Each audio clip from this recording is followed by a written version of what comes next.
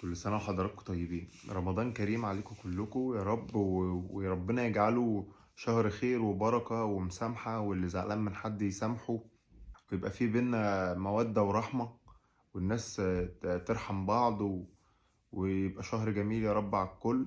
كبيرة مستني اليوم ده بالذات عشان أتكلم فيه عن المشكلة دي، وهي حالة إنسانية للاعب إبراهيم شيكا، لاعب نادي الزمالك.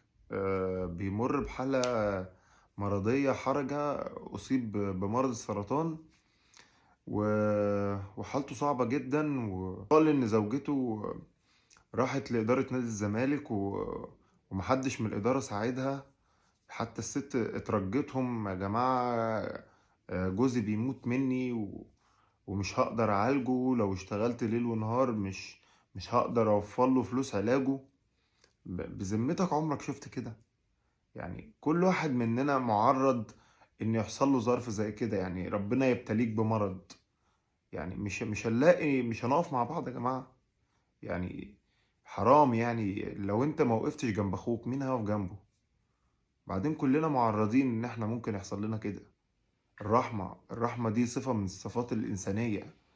خليك رحيم. انت مهما كنت بصحتك وبعافيتك، انت في لحظة لا عندك صحة ولا عندك عافية. الرحمة يا جماعة. يعني اللعيبة اللي بتقبض ملايين دي ربنا يرزقهم في فلوسهم، بس يعني ده لاعب زميلكو. ايه المشكلة اما اللعيبة دي تساعده؟ يعني عندنا لعيبة كتير قوي بتقبض مرتبات كويسة جدا. ايه المشكلة اما اللعيبة دي تلم من بعض ويساعدوا زميلهم؟ مفيش حاجة بقى يا جماعة والله. الفلوس كلها بتروح، وكل ده حتى الصحة بتروح. اللي بيبقى بس عملك بس اللي هيفضل. والله انا اللاعب ده لا اعرفه ولا عمري قابلته ولا عمري شفته، بس الحالة دي انا شفتها من فترة، وكنت مستني اليوم ده بالذات عشان نقدر نتكلم في الموضوع دون. لان بصراحة يعني انا صعبان عليا فوق ما تتخيل، وصعبان عليا تعب مراته معاه. فيا جماعة يعني ربنا ما يحطش حد في الموقف اللي الراجل ده فيه، ويا ريت اللي يقدر يساعده يساعده يا رب، وربنا يجعله في ميزان حسناته. يعني انا والله العظيم ما اعرفه. عايزين كلنا النهاردة ندعي له، ونكتب في التعليقات: ربنا يشفيك يا إبراهيم، ويعافيك يا رب، وتقوم بالسلامة لبيتك ولعيالك.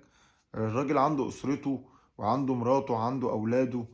يا رب المفترجة دي تشفيه يا رب من عندك، رحمتك واسعة. عايزين الفيديو ده كله يلف على كل جماهير مصر، مش الزملكاوية بس.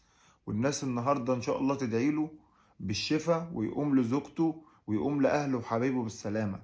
كل سنة وحضراتكم طيبين. أشوفكم على خير. مع السلامة.